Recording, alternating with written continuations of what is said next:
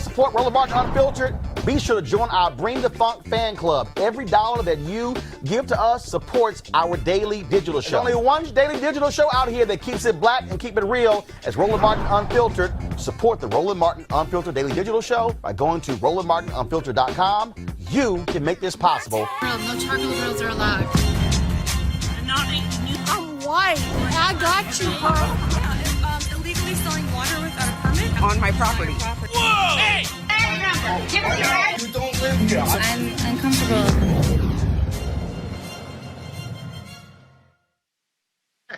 All right, so a couple of people are not white, they're Latino, but look, they were dressing like white people.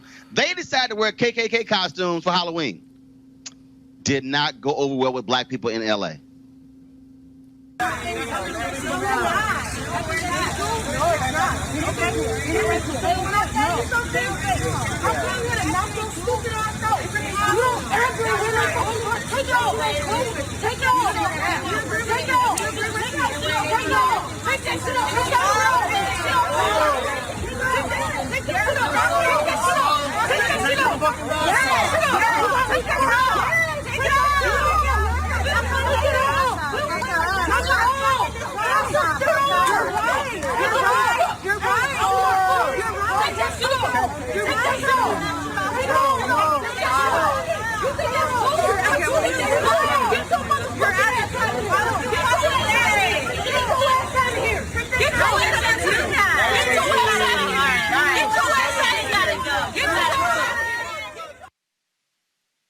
Okay, to all my Latino friends, it's never a good move. Do not imitate white people when it comes to KKK costumes, okay? Okay, unless you're Dave Chappelle on the Chappelle Show and it's a joke, I'm just saying it's not gonna work. Erica, what is wrong with these people?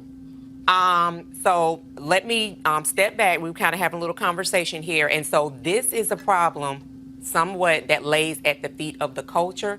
Stop allowing folks to talk about you, use words that are very specific to your community. As a black woman, anybody that steps in me or uses languages like nigga or nigger, we immediately have a problem. And so the other part I think that's really good is that anti-blackness is very real. So to see that it's not just, and I think that this is something that everybody needs to see, it's not just a specific age demographic, it's not a specific generation. This is largely people that think that it is okay to disparage black folks. And I, for one, as a very black woman whose ancestors paid the price in blood to be here for well over 500, very black, don't like, you can't try me like that. And so I think that that's a line that has to be drawn in the sand around anti-blackness. I'm just saying, Teresa, KKK costume don't really work well in the black neighborhood. Not at all. No neighborhood. I was about to say, this is no neighborhood left behind, right? No, y'all said no neighborhood. No, there's some white neighborhoods it works well. Mississippi. I bet it Alabama, does. You know, it's funny. Georgia, South Carolina, New York, but New I'm just Jersey, saying. But not Suburban LAX. counties. Right. Let's just call it what it is. Right. Yeah. No. Unless you're shooting black Klansmen with Spike Lee, no. It's not going to work. No. It's not going to work. Not going to work. But you know what I did like? What I did like about that, Roland, is that you know that the confrontation didn't escalate where it could have escalated, right? Where it could have got really out of control. But what I did appreciate is that they were unmasked. Yeah, right. It could have been that and a little bit more, right? Depending on the reaction of and how people were feeling that night. But what I do appreciate is that people are now unmasking it, right? So when you take the hood off, that's just the first step, right? Because then, as we saw in the video, the young ladies then started to try to hide their face and try to cover back up. But if you're bold enough to wear that costume, then you are bold enough to stand your ground on why you feel like this was it funny? Because it wasn't funny. But Teresa, if you look at history, the reason why Klansmen wore the costume is because many of them were the preachers, they were the mayors, they were the other people, and they covered up. I mean, when you look at lynching chronicles, you'll see stories about how somebody recognized somebody's shoes and said those are the same shoes that the police chief had on earlier today. So it's consistent with our historical ignorance that these folks would put some Klan costumes on, and let's just assume that they were not racist, they were just well-meaning. Then, as Erica has said, the anti-blackness that is replete in our country allows Latinos, who ought to be our allies, to behave badly. So people of color is not a coalition until you own my pain, until you own my history, because it's American history. And these Klansmen lynched 4,000 people. So again, let me do this here again. So now it's time for a lesson. If y'all are shooting white folks doing crazy stuff, do me a favor, shoot like this here. That way it fills the whole screen up, okay? See, when you shoot like this, I got the two black bars on the side.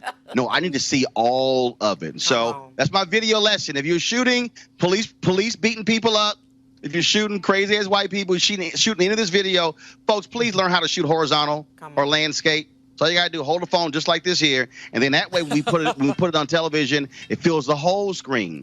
TV now is in 16:9. Used to be standard 4:3. Okay, it's a little geekish for y'all don't know, but I'm just saying, don't shoot like this here. Okay, I want to see the whole ass whooping. Okay, that's all I'm saying. All right, folks, back to our Roland Martin Unfiltered video in just one moment. All right, folks, it's the holiday season. This is when you think about spending time with family and friends. This is also when you count your blessings and support those less fortunate. This year, be a holiday hero and change someone's life forever. Right now, hundreds of thousands of Americans are sitting in jail without being convicted of a crime. Why? Because they lack the financial resources to pay their bail. Now think about it. If you are arrested for any minor offense, you will be taken directly to jail. If you don't have bail money, you will stay there until a court date is scheduled. That could be days, weeks, or even months. Simply put, America's bail system is broken for people of color. Freedom should be free. That's why the Ebony Foundation has partnered with the Bail Project and is sponsoring the Home by the Holiday campaign. The Bail Project has helped bail out thousands of people over the years, and with your help, they plan to get 1,000 people out of jail by New Year's Day. And that, of course, would be a great holiday gift for many families. A donation from you today can change someone's life tomorrow. Now that you know the people of color represent upwards of 90% of the jail population across the country. Now, without bail, nearly 90% of those charged with misdemeanors pled guilty. Now, however, with paid bail, less than 2% receive the jail sentence. Sometimes justice needs just us. To join the fight, you can donate $25, $50 or more to help the Ebony Foundation bring our brothers and sisters home by the holiday. To donate, go to homebytheholiday.com. That's homebytheholiday.com. Now back to your Roland Martin Unfiltered video. Folks, two managers of a Buffalo Wild Wings in Illinois have been fired after a patron said they asked her group, which included black diners, to move because another customer in the restaurant was racist.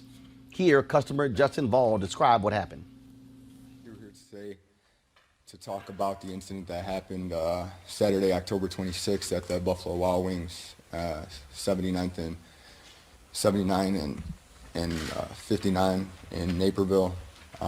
So we were going there. We were taking our kids there on that night. The kids had played a few basketball games that day. One of the kids, Mike, who's here with us today, it was actually his birthday. So after the basketball games, we had went to a fun center in Naperville, and then after that, all the kids were hungry, so we wanted to take them out to eat. So we went into Buffalo Wild Wings, and I was actually the first one to walk in the door. And as I walk in the door, I was greeted by the host, and the hostess came to me and asked me, "How many are in your party?" And I told him we had 15.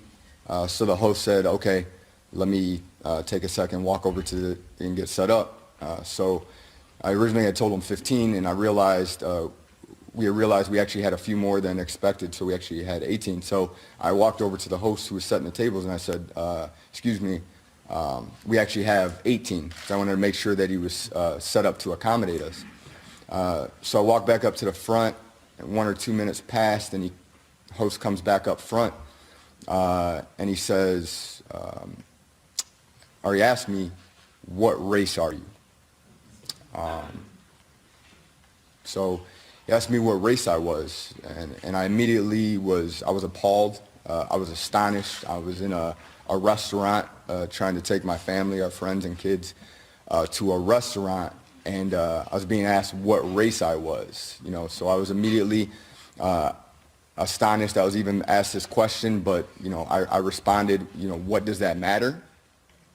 And so the host said, well, we have a regular customer here who doesn't want to sit around black people.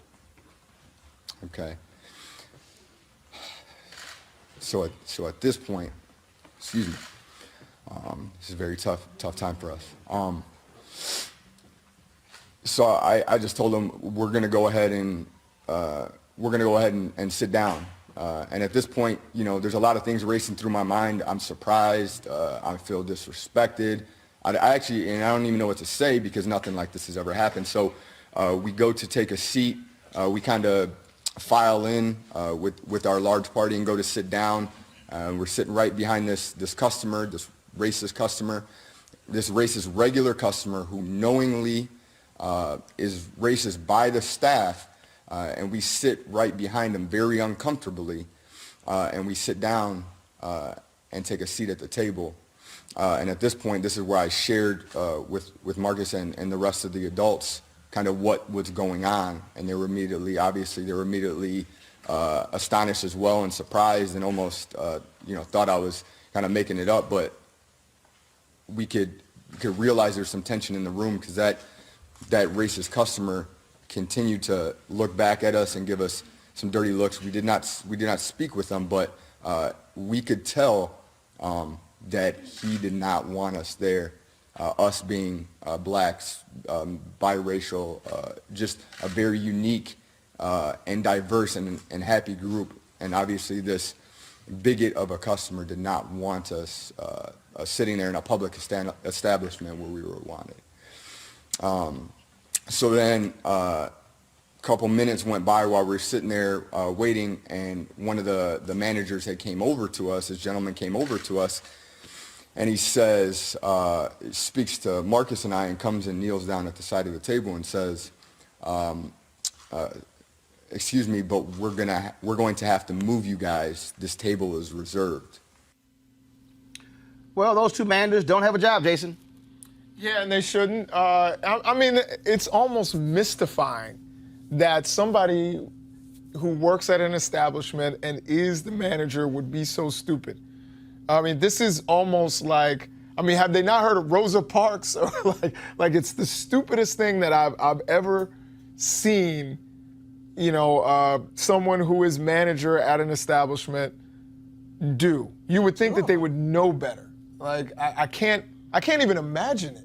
Well, they don't. I can. They don't. I don't think they would know better. I mean, this is something clearly that has been condoned. The fact that they know they were able to identify that their regular customer was a racist. So that's problem number one. I dig that, but my thing is, we saw the Starbucks thing pop off, which was far less than this. But no one thinks it's going to be them, aren't going to be that stupid. No one thinks that they're blatantly say, I'm with Roland on you that. can't be here because you're black, so we're going to move you for the convenience of this because customer. you don't expect anyone. Crazy. You don't expect any noise to come out of it. I can assure you that this family, they're not the first family or person or a person of color that this has happened to at that restaurant. The fact that they knew that they had a racist, not someone that they suspected to be a racist. Clearly, this is someone that they knew was a racist. And the only way that you know that that person is a racist is because you've interacted enough with them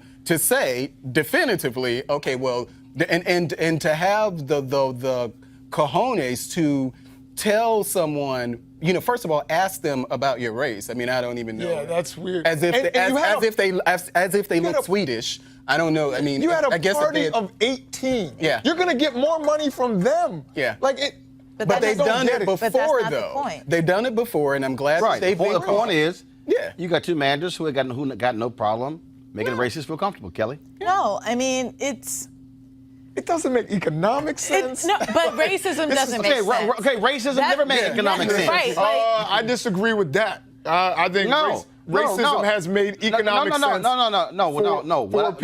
What I mean is the amount of time and energy put into that, and also the denial of income as well. So the bottom line is, look, the amount of money that was actually spent to keep schools closed. Hell, white kids weren't even going to school. Bottom line is, folks have been stuck on stupid, but this is a perfect example of when you're comfortable with racism, you want black people, Kelly, just to accede to their demands. And to Jason's point about, you know, racism being economically beneficial, it's only up until a certain point anyway, because at the end of the day, like you said, the structure itself is just not sustainable on its ideology alone. You have to put in extra effort, extra time, extra anything to go above and beyond to be that stupid, which is exactly what you see here. It's like they had to lie and say that there was another party that was larger than theirs by one person.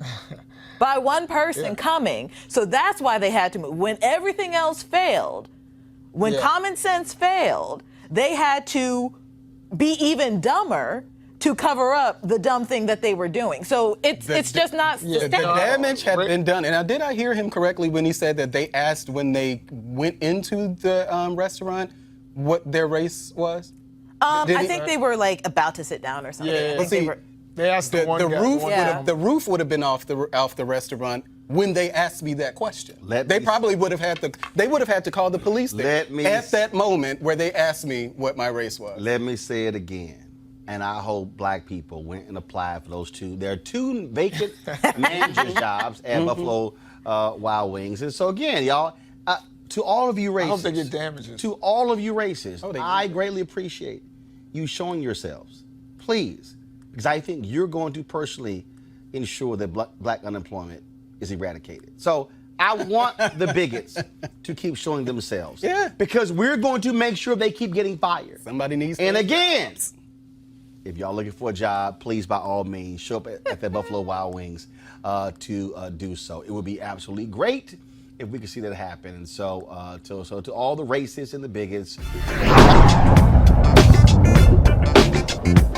All right, folks, the African Union has come under fire for terminating the appointment of Arakana Chihombori Quayle. Is that right? That's correct. Okay, got it. It's ambassador to the United States. Now, a spokesperson for the AU chairman's office says that she has come to the end of her political appointment after spending 3 years in the position, but her supporters believe that she is being punished for her views. Joining us now for an exclusive interview about her dismissal is the former AU ambassador to the United States. So, you were appointed 3 years ago. Who appointed you? It was the then chairman of the African Union, Her Excellency Nkosazana Dlamini Zuma.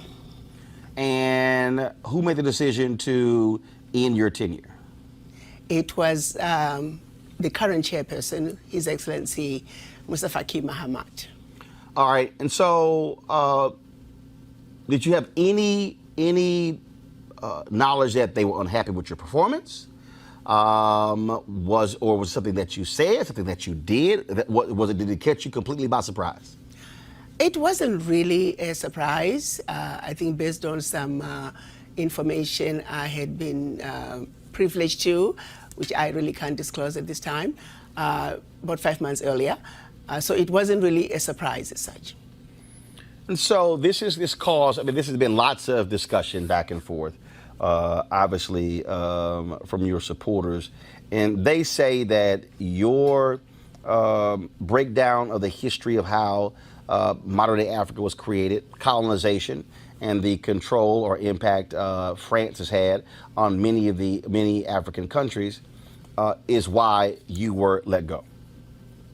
My supporters feel that way, and there's some suggestion and some evidence. Like I said, I'm not privy to that information, but I would. There is some evidence to that effect. Yes. So you believe that France is still trying to silence you? Do you believe that? Let me put it this way. Maybe I lasted longer than I probably would have based on my views on France. And it's not even my view. It's basically stating the facts in terms of what France is doing to Africa. What they're currently doing? What they're currently doing and have been doing for decades since the quote-unquote independence of the former French colonies, yes. So what is happening? Because look, the reality is a lot of Americans are not necessarily hearing about what's happening in African nations. 7 of the top 10 fastest growing economies come from Africa, but you also have a significant impact of the Chinese in many African countries as well. And so do you believe that the government of France still has a lot of control over a number of African nations, of their former colonies?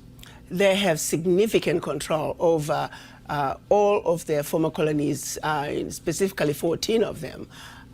Just to give you the highlights of what they did when they were giving the independence, so to speak, to their former colonies, they forced them to sign a document which they are calling the Pact for the Continuation of Colonization.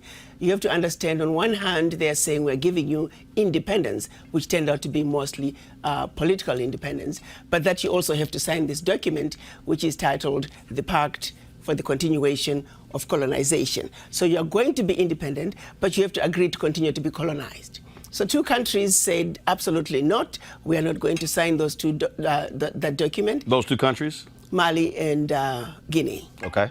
And what the French did, they went into those 2 countries, took everything that they thought they had brought to those 2 economies, poured concrete into the sewage pipes, and completely devastating the 2 economies.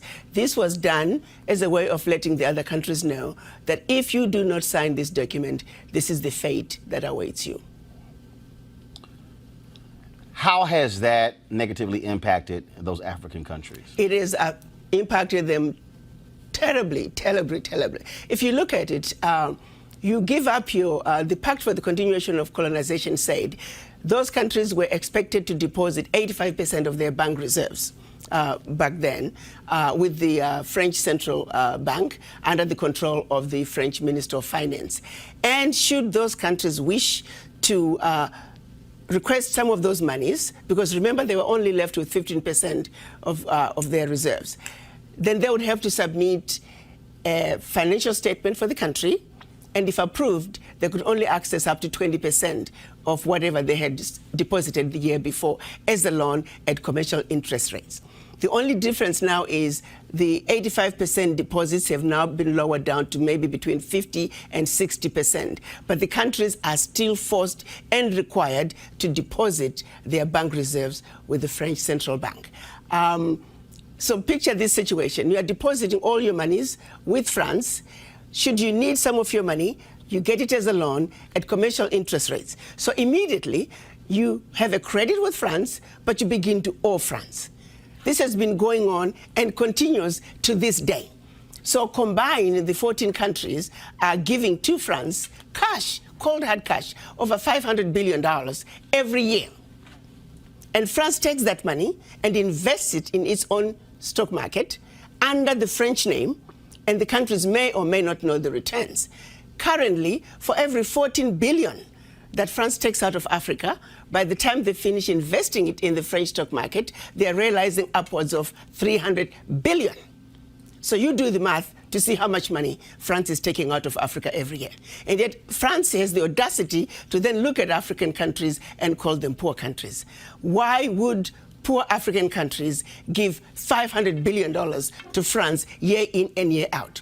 What really gets me the most is, how does the world sit back and watch this carnage take place in Africa? Where is the United Nations? This is the body that's supposed to be looking out for any violations of human rights. It is my humble opinion that singularly, what France is doing to Africa is the biggest violation of human rights. Women and children are dying of starvation, youth unemployment, when the same poor countries are giving $500 billion to France. It simply does not make any sense. And I don't know how the world can sit back and watch all this unfold and nobody is saying anything. It's unacceptable. It is wrong, and we're simply asking France to do what is right, what is just, and what is fair with the Africans. I attended the event that took place at the embassy here, and we actually ran your speech. Where you gave the history of what took place and how modern-day Africa was carved up. For the folks who don't know, explain the Berlin Conference. The Berlin Conference was our colonizers' way of seeing to it that Africa and her children are forever defeated and dominated.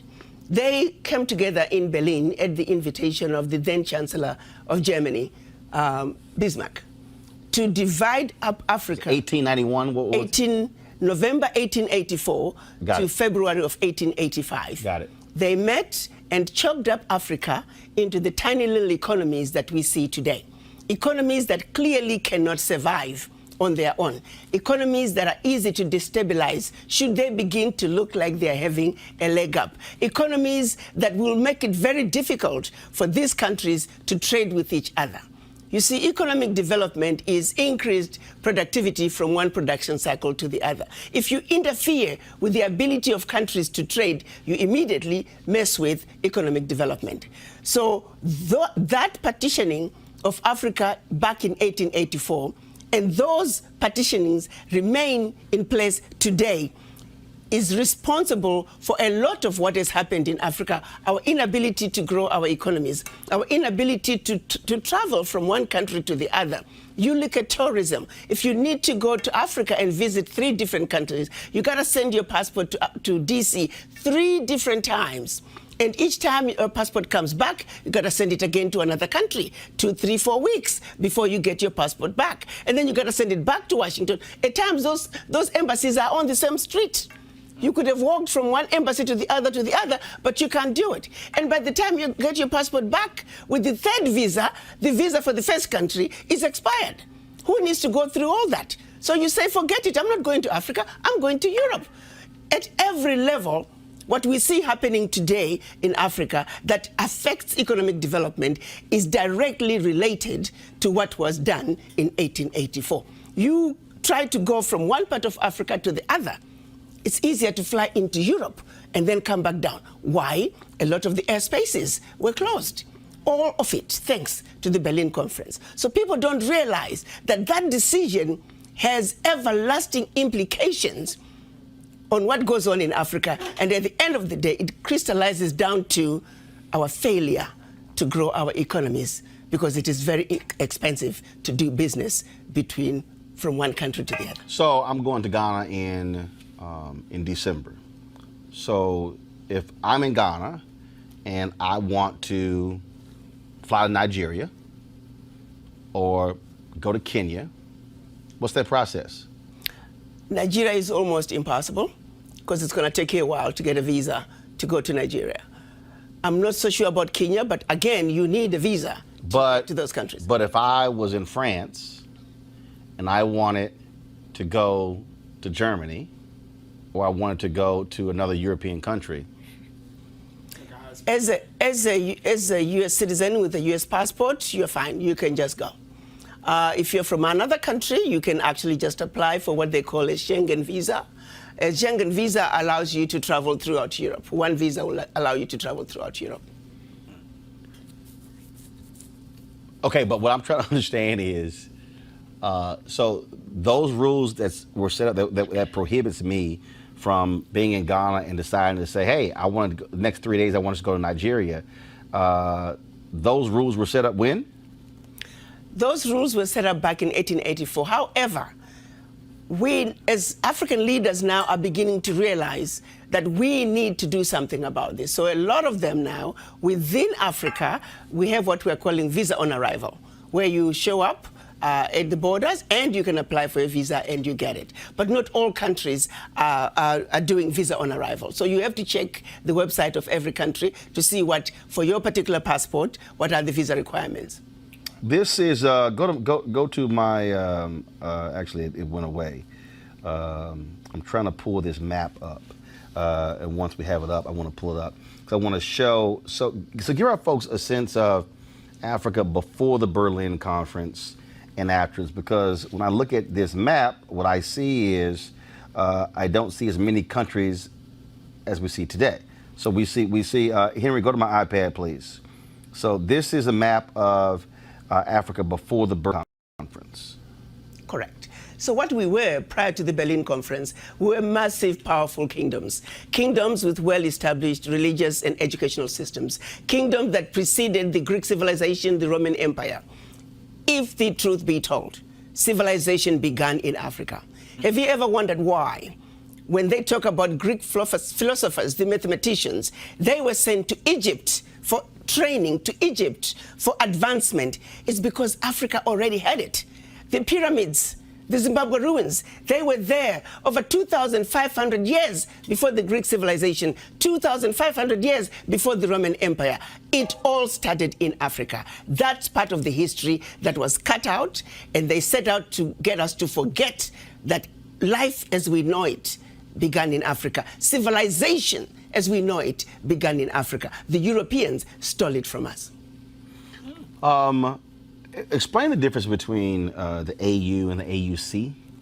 The African Union is the membership of all the 55 African heads of states. The African Union Commission is the working organ of the African Union. So the African Union has a president who's always another head of state, and that membership is for 1 year. The working organ of the African Union is the African Union Commission, and it also has a chairperson. That term is 4 years, and that's who Chairman Musa Faki Mahamat is. Jason. So, I wanted to ask a question, and if you knew, I have a friend who's from the Comoros Islands, and he was telling me about the difference between some of the other islands, and in particular, one island that's under French control called Mayotte. I was wondering if you could expand on that and tell me a little bit about.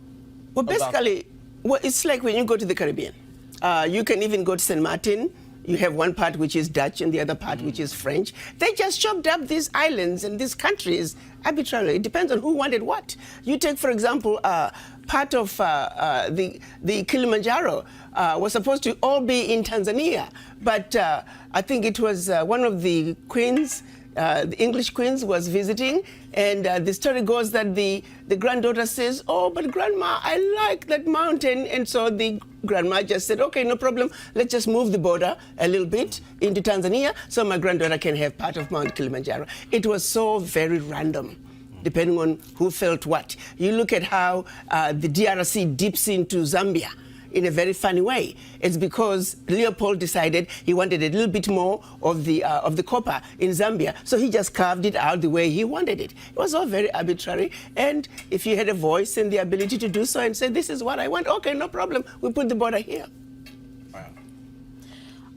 You mentioned earlier how you don't understand how the UN or any other global humanitarian entity has not interfered and, acted on behalf of AU, AUC, etc.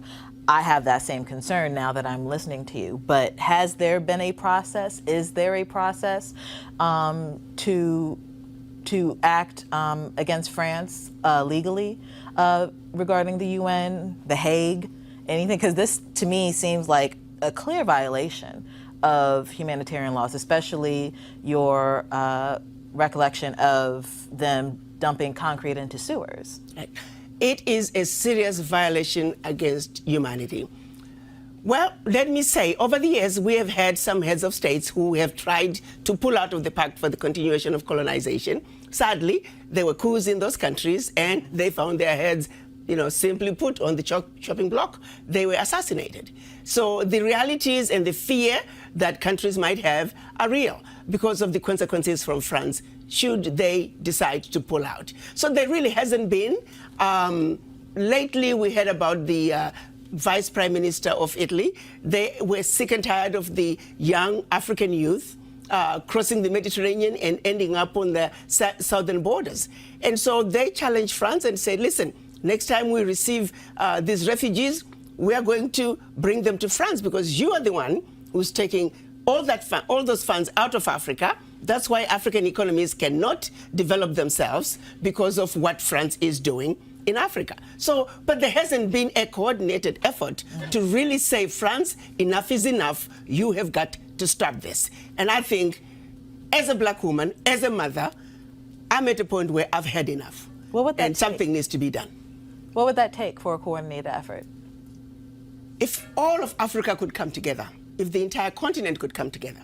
But our reality is, because of the stronghold that France has on Africa, France can destabilize any of its former colonies with the push of a button. So the reality is, trying to push back against France is mission impossible at this time, which is why we are very pleased that finally the African heads of states were able to come together and agreed on what we are calling the African Continental Free Trade Area. You got to understand, back in 1963, when our Pan-African leaders came together and created the Organization of African Unity, they were trying to undo the damage done by the Berlin Conference. But unfortunately, when they went to Addis Ababa, they were divided. We had the Casablanca group, who were Ghana, Guinea, Mali, Egypt, Morocco, Algeria, and Tunisia. They were outnumbered by the others, who were the nationalists, who said, let's go slow. The Casablanca group, who said, Africa for the Africans, at home and abroad, African Union now. Had we won, had the Casablanca group won in 1963, Africa would be in a very different place because all these borders would have been eliminated back then. They came up with a compromise, which we are calling Organization of African Unity. Year in, year out, for 55 years. The African heads of states met. The issue of an Africa speaking with one voice, one continent, one Africa was tabled.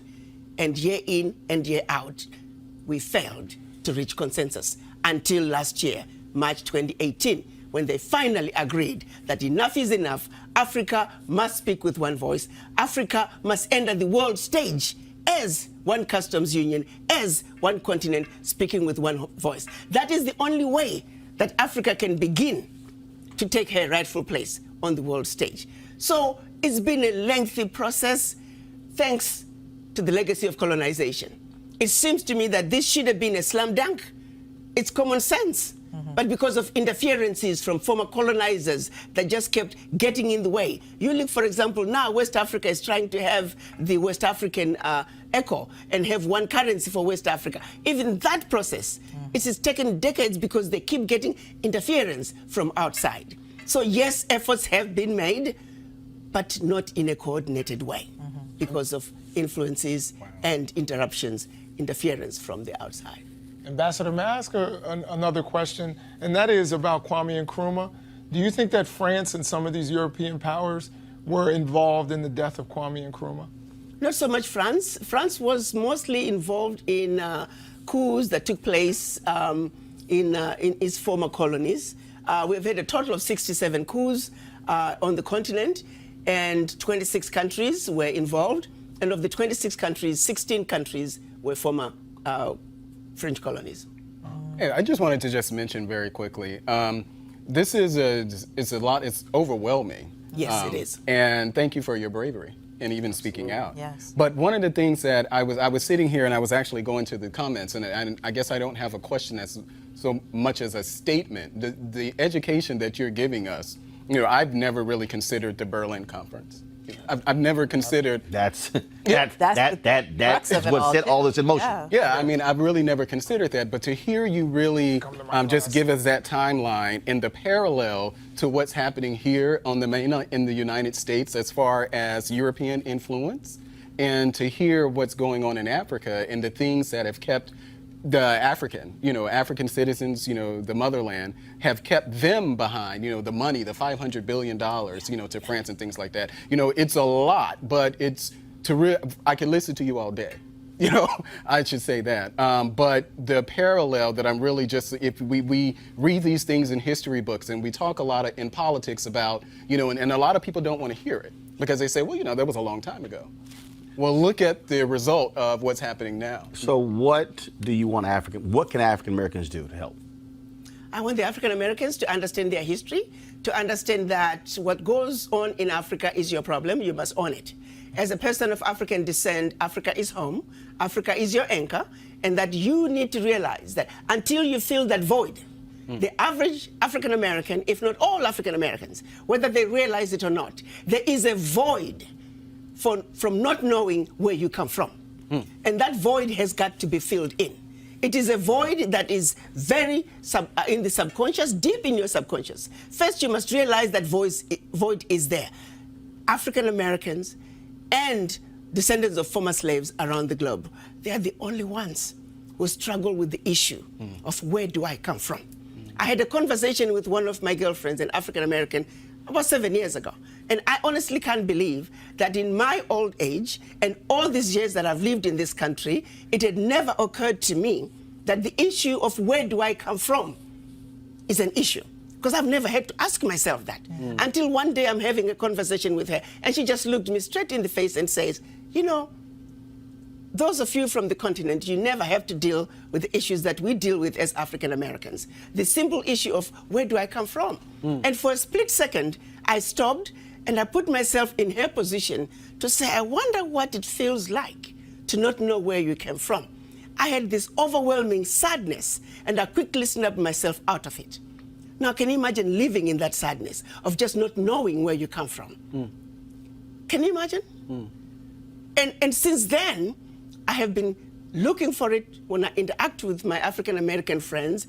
I remember one time we had an event and this top executive was one of the speakers, but she spoke after me and I talked about this void and the need to reconnect. She started encountering an experience she had while just on a retreat with co-workers. And everybody was talking about where they come from. I'm German American, I'm Irish American. And as they were getting closer to her, it dawned on her that she didn't know where she came from. And she didn't know what she was going to say. And right there on the stage, she broke down. I mean, she could not stop sobbing. I had to go on the stage to hug her because she said, I didn't come here to break down. She never realized that there was this void that was so painful. But because of the environment we were in, she was able to go there. And once she got there, her feelings, she was able to express her feelings. So I want the African Americans to know that Africa is home, that what is going on in Africa is your problems and you must get involved. Until you reconnect with your anchor, which is Africa, you'll always be like a palm tree. When the wind blows this way, here we go. When the wind blows that way, here we go. Africa is home. Accept it. It is who you are. Your DNA is the DNA of an African. Your DNA is the DNA of originality. You are the origin of humanity, and Africa is home. Reconnect. The African heads of states, they agreed on a decision this year which they called ARA 400. ARA standing for return, 400 standing for the 400 years. They declared once and for all that descendants of former slaves, Africa is their home and that you must come home. Understand that you are welcome. And don't let anyone make you believe that your suffering was worse than those who stayed on the continent. Do you believe seriously that where they took your forefathers, they left a bed of roses? They left a land of milk and honey? The answer is no. Look at what Leopold did in the Congo. Over 75% of the population was killed. Look at what the British did to the Kikuyu. Look at what the Germans did in Namibia. The carnage continued. And to this day, actually, the carnage in Africa continues. The colonizers have never left Africa. They must get out of Africa. Whatever it takes to get the colonizers to treat Africa fairly, we are simply asking what anybody else on earth would be asking for, to be treated fairly and for them to do the right thing. What's next for you? Well, I'm going to continue with the movement. I think we, people of African descent, must understand that Africa is home. But my priority is to see to it that France abolishes the Pact for the Continuation of Colonization. We, the poor African countries, can no longer continue to give billions of dollars to France. That has got to stop. And if it is the last thing that I do before I die, I will stay on it until it's done. Ambassador Chiambori-Quayle, we appreciate it. Thank you so very much. All right, folks, back to our Roland Martin Unfiltered video in just one moment. All right, folks, it's the holiday season. This is when you think about spending time with family and friends. This is also when you count your blessings and support those less fortunate. This year, be a holiday hero and change someone's life forever. Right now, hundreds of thousands of Americans are sitting in jail without being convicted of a crime. Why? Because they lack the financial resources to pay their bail. Now, think about it. If you are arrested for any minor offense, you will be taken directly to jail. If you don't have bail money, you will stay there until a court date is scheduled. That could be days, weeks, or even months. Simply put, America's bail system is broken for people of color. Freedom should be free. That's why the Ebony Foundation has partnered with the Bail Project and is sponsoring the Home by the Holiday campaign. The Bail Project has helped bail out thousands of people over the years, and with your help, they plan to get 1,000 people out of jail by New Year's Day. Now, that, of course, would be a great holiday gift for many families. A donation from you today can change someone's life tomorrow. Now that you know the people of color represent upwards of 90% of the jail population across the country. Now, without bail, nearly 90% of those charged with misdemeanors pled guilty. Now, however, with paid bail, less than 2% receive the jail sentence. Sometimes justice needs just us. To join the fight, you can donate $25, $50 or more to help the Ebony Foundation bring our brothers and sisters home by the holiday. To donate, go to homebytheholiday.com. That's homebytheholiday.com. Now back to your Roland Martin Unfiltered. All right, y'all know what time it is. Let's go. Girl, no charcoal girls are allowed. And not a new. I'm white. I got you, girl. Illegally selling water without a permit On my property. Whoa! Hey! Give us your right. You don't live here. I'm uncomfortable. Folks, a group of people carrying a white nationalist flag were caught on camera Saturday attempting to record a video in front of the Emmett Till Memorial in Sumner, Mississippi. Check this out. We are here at the Emmett Till Monument that represents the civil rights movement for blacks. What we want to know is when are all of the white people. All right.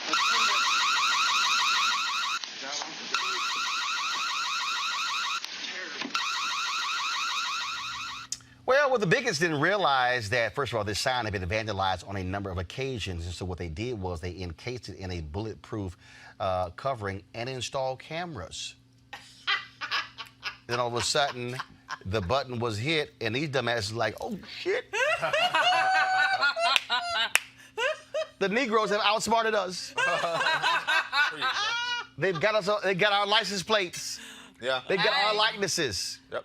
And it's like, where are the white people? Oh, you feel free to go. They have memorials. If you want to go to Viola Uzo's memorial out between Selma and Montgomery. White woman from Michigan, shot and killed, head blown off by 3 Klansmen in a truck. There's a memorial for her. We actually go to the Civil Rights Museum in Lorraine Motel. Yeah, across the street where James L. Ray supposedly did it.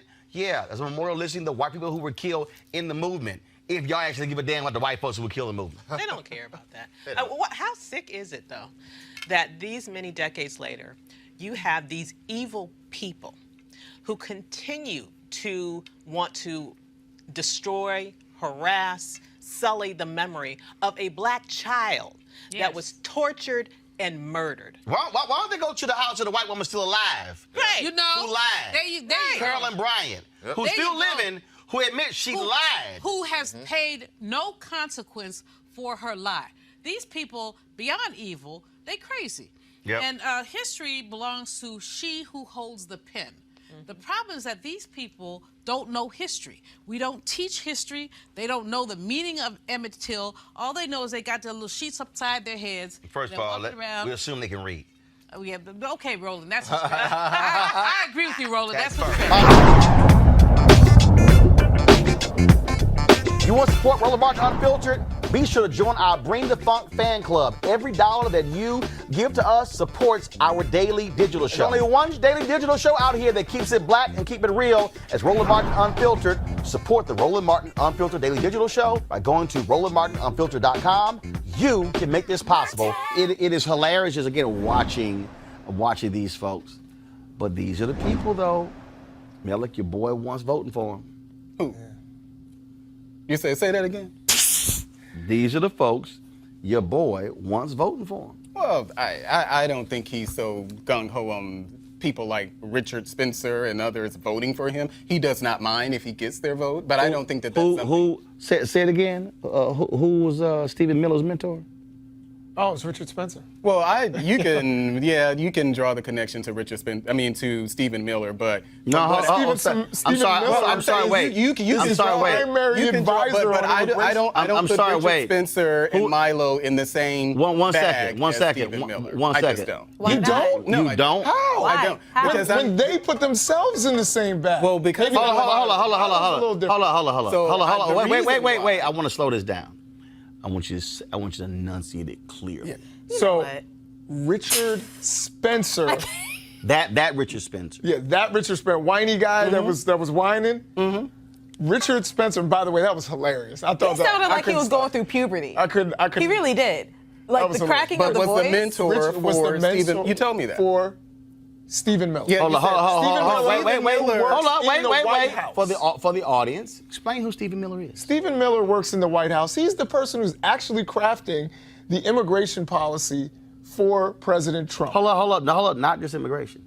Oh yeah, not just immigration. So if you're gonna ask me why I don't put them in the same box, I've never liked anything about Richard Spencer. I've never liked anything about Milo. You can disagree with some policies that Stephen Miller is advocating while he's in the White House, but from my perspective, Stephen Miller is not that racist, is not that white supremacist. So he doesn't. Have you taken a look at what's going on the border? Stephen Miller on tape doing this. But what's the racist policy that you're talking about on the border? We don't have time for that. But that's what I'm saying. So if you're going to ask me why I don't put them in the same bag, I'm saying you can disagree but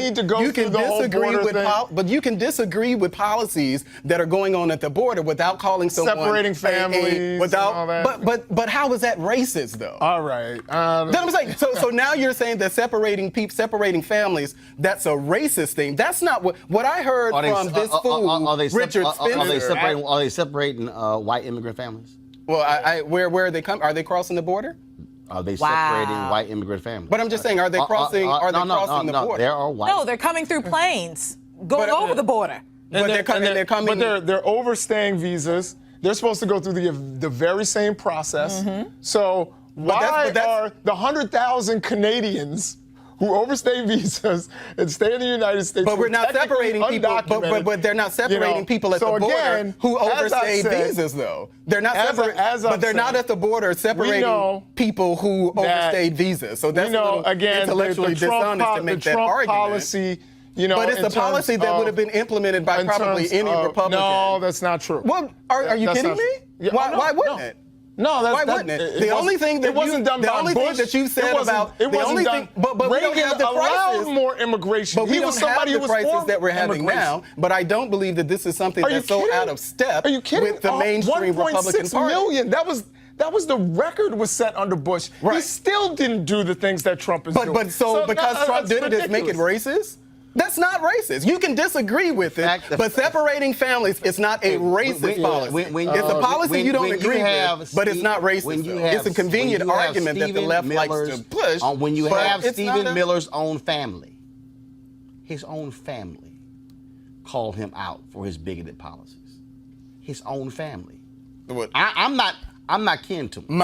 I have people in my family who disagree with things that I say, and disagree with even me being a Republican. That doesn't matter. Especially when you have family members who probably say, "What the hell are you thinking for voting Donald Trump and all the stuff?" Well, they do. I have friends who say it too. Yeah, absolutely. And guess what? They're right. No, they're not right. You just have they're wrong, just like you're wrong. You just have an opinion. I'm not wrong.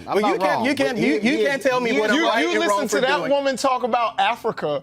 And after Donald Trump called Africa shithole countries, you were like, what a good education we just got. But this is not what we're going to do. You heard what this is not what we're going to do on the set. This is not what we're we going to do? You heard my response to what she said. We can do whatever I want to do. My response to what she said. I didn't say you called. You don't have to invoke Donald Trump in the argument. You heard what I said. You heard what I said on the set to this African woman who was talking here. So you don't have to do that. I understand it gets the hits and all that type of stuff, but you don't have to go there. You don't have to go there talking about how I'm talking about how I'm listening to this African woman and voting for Donald Trump. I have a mind of my own. I can listen to people all day long and disagree with things that they do. But you didn't disagree with her. Well, I didn't disagree with her. You agreed with her. But what she said was nothing about Donald Trump. She was talking about what's happening with France and Africa. I understand. France can do that. This is the anti-Trump resistance. I understand that. But you don't have to tie me listening to her and then talk about why am I supporting Donald Trump when over 90% of black people vote Democrat anyway. So you don't have to you don't have to do that. But you don't see the parallels? What do you mean? What parallel? Well, let's talk about policy. What is Trump stealing from black people? Okay. Well, I'm just saying, if you're saying the parallel, what's the actual parallel to what this sister was talking about as far as what's going on in Africa and what's going on in the United States of America? When he said Nigerians won't go back to their huts. Wait, easy. Well, hold on. He's talking about the dehumanization of African people. She discussed a policy. She discussed policy. You're talking words. No. So let's go with the policy. No, actually. He's not talking. Well, yes, he is. Excuse me. No, I'm not. Excuse me. Well, that's what he just said. No, excuse me. But I am going to state facts and I just heard what he receipts. Just said. Donald Trump has changed policy led by Stephen Miller when it comes to dealing with Liberians. They've changed policy when it comes to limiting what they call refugees down to a low of 18,000 a year. Excuse me, I'm not done. The individuals who helped us in Sudan fight terrorism, they basically said, y'all can't come here. He has changed immigration policy that has had a negative impact on African nations, on Haiti, nations of people of color. He has said, why can't we get more folks from Denmark? And so what you have is a colonizer in the White House. So I can link. You can't. Actually, I can. Oh, yeah, I forgot. You can't. I can link Donald Trump to what that sister was talking about in when she's talking about what has happened historically with African nations as well. When you have an individual who has no regard for African nations, who call them shithole countries, that's what he said. And his policies, they won't go back to their huts. His policies reflect that. Those are receipts, Melik. Well, that's, I mean, as we already discussed, it doesn't matter what Donald Trump says or does. You're not No. agree with Deal with the receipts. Well, did he do what I said about Liberia? I don't know the answer to that, Roland. I don't know the answer to that. Guess what? Know the answer Guess to what? That. Guess what? I don't know the answer to that. Kristen Clark with the Lawyers Committee for Civil Rights Under Law was on this show and talked about the fight. I'm not done. Well, I'm not on there, talked so about the fight that they had with the Trump administration when it came to Liberians. Well, I don't know anything about that. Well, guess what? You know what? Well, damn it, use Google. Well, you want me to Google it on the show? Hey, hold up. Well, you go right ahead. You know about them lowering the number of refugees that are allowed in the country. You know that. I do know about that. But I do know about that. And you know about the things about the Somalian sister who's in Congress. I can disagree with that or I can agree with it. But it doesn't mean that just because you guys have an opinion on something that I have to agree with what it is that you're saying. He lowered the number of refugees. You say, okay, well, that makes him a racist. That somehow, I guess, the fact of what we were talking about. Bottom line is here, folks. Bottom line is here. It doesn't matter what he says. We just talked about Richard Spencer. We talked about Richard Spencer. And you heard what Richard Spencer said. And we said point blank. You heard Richard Spencer said. Richard Spencer made it perfectly clear. Said, "Hail Trump." Who looked up to him when he was at Duke? If you are Stephen Miller and you look up to a racist white supremacist in college, in fact, if you go back to look at the writings of Stephen Miller in college, Stephen Miller then is the Stephen Miller now. And this is the man who is a senior advisor to Donald Trump in the Oval Office. It is clear. It is undeniable. It is factual. There are receipts. We can finger pop. You can do whatever you want to. But the bottom line is, a bigoted, racist Stephen Miller is advising the person who is sitting in the Oval Office. And don't forget, you've had individuals in the Trump administration who've had to resign because of their ties to other white supremacists. Something must be consistent if he seems to manage to attract these type dislike of Donald people. Trump. No, these are just factual. That's what. All right, folks, you want to support Roland Martin Unfiltered? Please go to RolandMartinUnfiltered.com. This is where, of course, we will call out the bigots, regardless of who they are, and we'll show them exactly who they are. No, you don't, Roland. Such as the dude. Oh, yes, we do. No, you don't. Yes, we do. I mean, I'll be more than happy. You will call out anything that plays Trump or Republican Party. It doesn't matter. You will call out anything. It's amazing. You will call out anything that thinks Donald Trump or the Republican Party. It's amazing when you make excuses. It's not even an excuse, Roland. That's just the reality of how it is. That's a debate tactic. A bigoted individual. All right, y'all. RolandMartinUnfiltered.com. Cash App, PayPal, Square. Join our Bring the Funk fan club. Please support what we do. Tomorrow, I'll be traveling to Cabo. We broadcasting from Cabo on Thursday and Friday. Tomorrow, we got election results right here on Roland Martin Unfiltered. And I wonder if the Mississippi candidate, remember the one who pictured in front of this massive Confederate flag? Remember that one? I wonder if he won. Oh, matter of fact, it wasn't one Confederate flag. There's about 30 of them. But hey, it's a Mississippi thing. Probably Texas. No, it's not. That's your state. That's your state. The great state of Mississippi. That's your state. Where the rebel flag is still, where the rebel flag is still, of Mississippi. And I dare say, it is. I dare say the ambassador. The ambassador talked about the Berlin Conference. Don't forget, it was in 1891 when Mississippi held a state convention where they ensured that an African American will never ever be elected statewide. That's not true. Let's deal with facts. Actually, it was. Well, and how many African Americans have not won an election? I said statewide. And guess what? And prior to that, there were African Americans. How many African Americans have been affected by that law in Mississippi? Prior to that, African Americans were elected statewide. Let's talk about receipts. Ever since then, how many African Americans have been affected? Not one was elected. How many African Americans have been affected by it? Easy. You read it just like I did. None. It just doesn't fit your argument. No. Nobody black can be elected statewide because it's your state.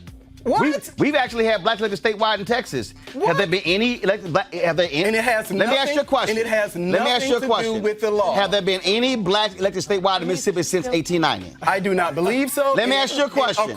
Jason, you teach African history. Have there been any black people elected statewide? First of all, you don't even have the answer. This is the game. Well, I do know. No, I asked you yes or no. Because no, yes or no. No, it has not. So, it has nothing to do with the law. There's not a single African American. It has nothing to do with what it has to do with Jim Crow law that you're referencing. And in fact, you've read it. What it has to do with? That has been tested once in the history. What it has to do with? The 1890 law, and only one person has been affected by that. That was Ronnie Musgrove, let me say it, y'all. Who eventually ended up becoming governor. No, here's why. You can get rid of it. Here's why. Don't try to act as if this is the reason why black people aren't winning statewide. The law that I'm speaking of, the law I'm speaking of is a way to simply a lie, Roland. See, here's a piece. Nobody black can get through the current system in Mississippi. Mississippi created a backstop. That's not even true. Mississippi created a backstop. That's not even true. Mississippi created a backstop. Focus on Texas. Mississippi created a backstop. Because you don't if even somebody know black got through the one way, they got a second way to stop them from getting through. How many times has that law been tested, Roland? Because nobody. How many times has it been tested, nobody black Roland? got through. How many times has it been tested? I'm going to see out Roland Martin Unfiltered. That's Mississippi, y'all. Once. That's Melik State. Yeah, absolutely. You can Confederate flag. You can mock Mississippi with the rebel flag still in their flag. I rep hard for Mississippi. That's All right, speaking of a racist, Richard Spencer, who tried to put a respectable face on the alt-right, frankly, white supremacy, has been caught on tape using racist slurs against African Americans and Jewish people. Oh, no shock. The audio was released on YouTube by one of his rivals, former Breitbart writer Milo Yiannopoulos, who's actually gone broke. Why? Because, well, he's a bigot as well. Mm-hmm. Boy, ain't nothing like white racist on white racist crime. Yeah, look at God. Look at God. Here's the audio. We are coming back here like a fucking 100 times. I am so mad. I am so fucking mad at these people. They don't do this to fucking me. We're gonna fucking ritualistically humiliate them. I am coming back here every fucking weekend if I have to. Like, this is never over. I win, they fucking lose. That's how the world fucking works. Little fucking kikes. They get ruled by people like me. Little fucking octoroons. My ancestors fucking enslaved those pieces of fucking shit. We're gonna win. I rule the fucking world. Those pieces of shit get ruled by people like me. They look up and see a face like mine looking down at them. That's how the fucking world works. We are gonna destroy this fucking town. Yeah. So when I had when I had Richard Spencer on TV One, and it was very interesting when I had him on, because one, here's why I did it. Now, one, we knew he was an absolutely racist white supremacist, but see, I wanted people to understand the game, okay? Because see what happened. All these media people were writing about how he dresses, the whole preppy look. He went to a private school in Dallas. Went to Duke. What did he say? Who was his mentor? His white racist mentor at Duke? Stephen Miller. Well, Stephen Miller, he was Stephen Miller's mentor. So all the races hung together. So all the little races hung together. And it was very interesting too, because see, so when he asked me who I was, and I love all these stupid people who don't know how to debate. He thought I was going to say black man. And I told him, I said, I'm a man. He was like, see, my deal is, I love throwing people off when you debate him. And I was sitting here and I was just letting him just dig his hole deeper and deeper. Because I wanted to show people, one, how clueless and ignorant these folks are, and how they try to play this little cute game of, no. We've got no problem with y'all. We just want our own piece of the world. No, these are the people who have no problem with Trump in office. The people right here. Because Trump pushes their little buttons of demographic changes, the whole white fear, stuff along those lines. And when this audio gets leaked, like, Richard, we knew that's who you were. We knew you were racist. That was like water is wet. We knew that. You know. And Milo as well. Yeah. And all the racist games that he's played. Yeah, and that's my thing about, I'm not surprised that Richard Spencer was caught on camera or video, audio, anywhere saying that. And for all of that mouth that he had, talking about what he would do, he didn't do that when he came here when the inauguration, when somebody knocked him in his mouth here during Trump's inauguration. In fact, he had the police come, they crowded around him. So for all of that bravado that he had about what he was going to do, he didn't bring it to the people when he came here. He damn sure didn't raise his voice with me. Well, he's not going to do that. But Milo, dude, seriously, you of all people, because they're two peas in the same pot. We don't even have to overanalyze that. Him and, what's this guy's name? Milo or Richard? Spencer. Milo and Spencer actually hate each other. Yeah, no. But they're two sides of the same They hate coin. each other because they're competing for the same audience. Right. Oh, well. And they're competing for the same money. They do the same thing. And both of them are trying to present this other view. See, this is the thing that people need to understand about white mainstream media. They fall for the okie doke because, see, a Spencer and a Milo, they don't wear Klan hood. Nope. See, so it's it's how they dress. It's the tweed jackets with little patches and everything. And that's what made it fascinating to everybody. Precisely. Yeah. Whereas we always understood the White Citizens Council in Mississippi, in Georgia, in Dallas, and other places, they were made up of the respectable people. Right. Mm-hmm. They were made up of the judges, the sheriffs, the mayor.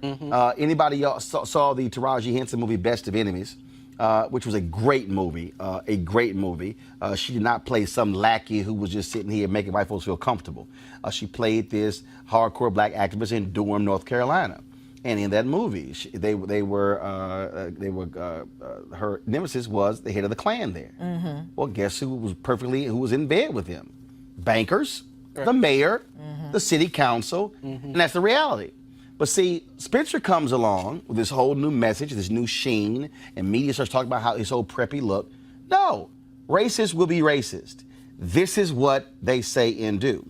And so you got Milo, Mac, lost his book deal, got kicked off YouTube. Lost like $2 million. All that complaining about. No, he's $2 million in debt. Right, and complaining about how I'm broke, and I'm like, I really don't care if a bigot is broke. Sorry, that's what you are. And so it is hilarious just again watching these folks. But these are the people though. Melik, your boy wants voting for him. All right, folks, back to our Roland Martin Unfiltered video in just one moment. All right, folks, it's the holiday season. This is when you think about spending time with family and friends. This is also when you count your blessings and support those less fortunate. This year, be a holiday hero and change someone's life forever. Right now, hundreds of thousands of Americans are sitting in jail without being convicted of a crime. Why? Because they lack the financial resources to pay their bail. Now, think about it. If you are arrested for any minor offense, you will be taken directly to jail. If you don't have bail money, you will stay there until a court date is scheduled. That could be days, weeks, or even months. Simply put, America's bail system is broken for people of color.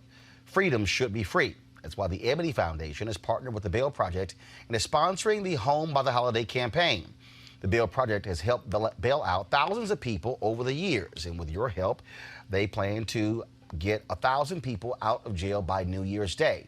And that, of course, would be a great holiday gift for many families. A donation from you today can change someone's life tomorrow. Now that you know the people of color represent upwards of 90% of the jail population across the country.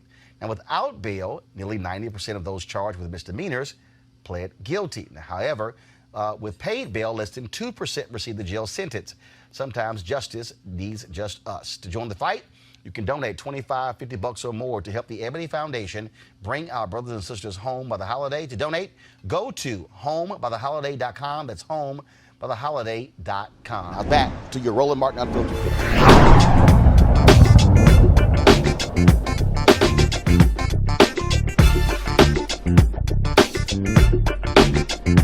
Hey fam, I want you to like, share, and subscribe to our YouTube channel, youtube.com/Roland S. Martin. And don't forget to turn on your notifications. You want to support Roland Martin Unfiltered? Be sure to join our Bring the Funk fan club. Every dollar that you give to us supports our daily digital show. There's only one daily digital show out here that keeps it black and keep it real as Roland Martin Unfiltered. Support the Roland Martin Unfiltered daily digital show by going to RolandMartinUnfiltered.com. You can make this possible. You want to check out Roland Martin Unfiltered? youtube.com/Roland S. Martin. And subscribe to our YouTube channel. There's only one daily digital show out here that keeps it black and keep it real. It's Roland Martin Unfiltered. See that name right there? Roland Martin Unfiltered. Like, share, and subscribe to our YouTube channel. That's youtube.com/Roland S. Martin. And don't forget to turn on your notifications so when we go live, you'll know it. Hey everybody, this is Sherry Shepherd. You're watching Roland Martin Unfiltered, and while he's doing Unfiltered, I'm practicing the wobble. So I am. Because Roland Martin's the one, he will do it backwards, he will do it on the side. He messes everybody up when he gets into the wobble, because he doesn't know how to do it, so he does it backwards. And it just messes me up every single time. So I'm working on it. I got it. You got Roland Martin. Hi, my name is LaToya Luckett, and you're watching Roland Martin Unfiltered. What's going on, everybody? It's your boy Mac Wilds, and you are watching Roland Martin Unfiltered. What's up, y'all? It's Ryan Destiny, and you're watching Roland Martin Unfiltered. What up, Lana Well, and you are watching Roland Martin Unfiltered.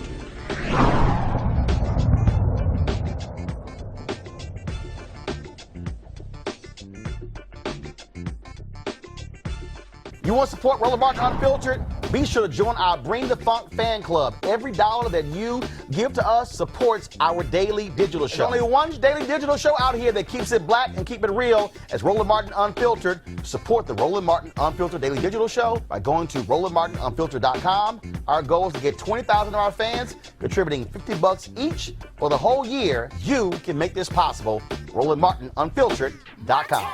Hey fam, want to check out Roland Martin Unfiltered? The blackest show on all of digital, cable, and broadcast. Check out our audio podcast. There's only one daily digital show out here that keeps it black and keep it real as Roland Martin Unfiltered. Press play.